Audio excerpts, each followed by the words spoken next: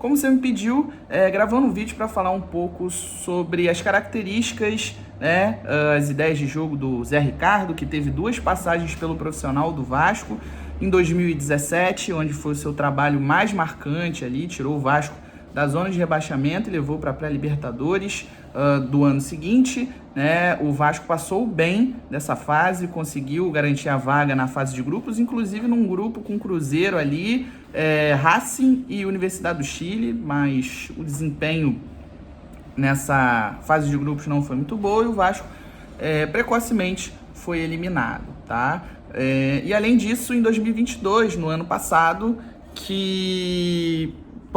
depois de 2021 bem pífio, onde o Vasco não conseguiu subir de primeira, permaneceu na Série B pelo 2º ano seguido, pela primeira vez em sua história, e aí ele foi contratado exatamente com base no que ele fez na sua primeira passagem. O Vasco, a diretoria se apoiava nisso. Mas, o que eu posso dizer a vocês é que é o seguinte: não esperem um futebol muito vistoso, plástico, na verdade um futebol pragmático, burocrático, tá? Que muitas vezes é eficiente, soma pontos, mas que assim, ele prioriza primeiramente parar de perder, caso seja o caso do time, começar a empatar e depois vencer.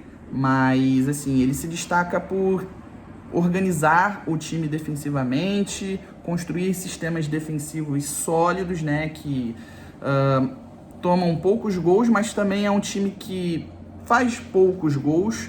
Inclusive, ele aqui na última passagem, ano passado, a torcida apelidou de Zé Binário, né, porque normalmente o Vasco empatava por 0-0, ganhava por 1-0.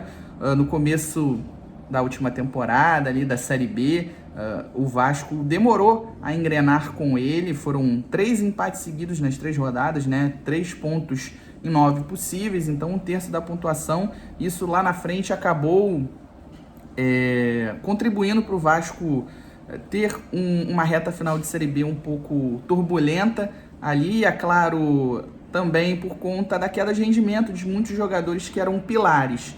E assim, a torcida criticava muito a forma de jogar, dizia que o time não tinha tática, porque sofria muitas das vezes dentro de casa contra o próprio Bahia, né? Aquele gol que ganhou de 1-0, né? Com aquele golaço do Figueiredo de longe.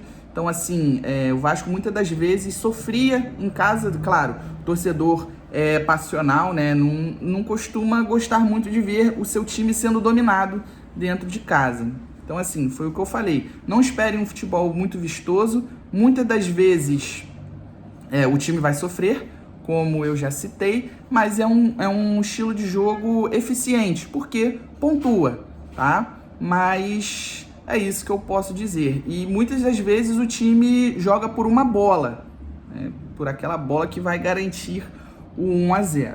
E muitas das vezes no contra-ataque, né? Valorizando o contra-ataque ou até mesmo a transição ofensiva. Ele variou bastante, né, nas 2 passagens com relação ao esquema tático. Ele gosta muito de usar uma linha de 4 na defesa, um 4-3-3, às vezes variando para o 4-4-2. Na sua primeira passagem lá em 2017 chegou a usar uma linha de 5 na zaga. E o que eu posso dizer é que ele gosta de usar um volante marcador, bem dinâmico, que consiga fazer cobertura, se destaque, né, pelos desarmes. Era assim com o Yuri Lara no ano passado, mas gosta também de um outro volante, ou no caso, 2 volantes mais técnicos, que tenham um bom passe. Ele foi o responsável por subir e dar oportunidade para o Andrei Santos, mérito dele, né? A gente não só bate, como a gente é justo, a gente também tem que dar os méritos, que teoricamente foi o seu primeiro ano como profissional, não estava pronto, mas ele apostou no Andrei e, conseguiu bons frutos, né? Ele realmente ali correspondeu às expectativas e acabou sendo vendido ao Chelsea, tá? Então, é isso que eu posso dizer.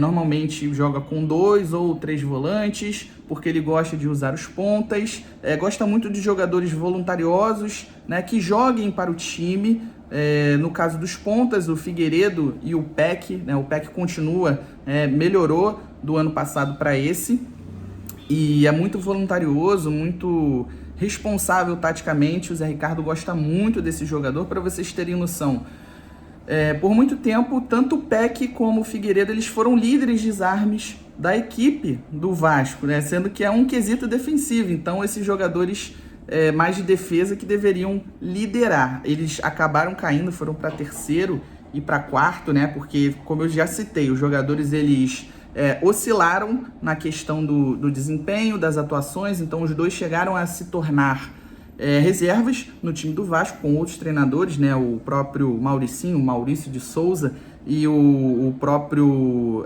Jorginho, que passou, também o Emílio Faro, que foi interino, que assumiu 2 vezes, mas assim, eles acabaram com mais desarmes do que a própria dupla de zaga titular, para vocês terem noção. Então, é um pouquinho aí sobre como foi a passagem do Zé Ricardo, né? As 2 passagens, na verdade, no Vasco, beleza? Um grande abraço para geral e tamo junto.